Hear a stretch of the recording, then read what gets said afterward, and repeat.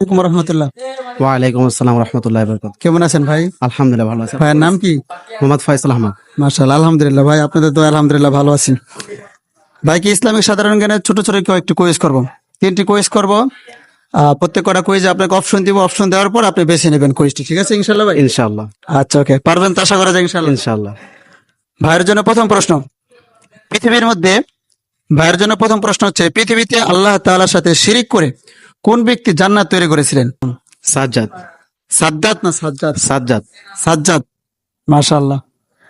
ভাই প্রিয় দর্শক শ্রোতা, আপনারা দেখতে পাচ্ছেন যে আল্লাহ তাআলার সাথে শিরক করে এই দুনিয়ার মাঝে জান্নাত তৈরি করেছিলেন, কিন্তু সে জান্নাত ভোগ করে যেতে পারেন নাই। তার নাম হচ্ছে সাজ্জাদ।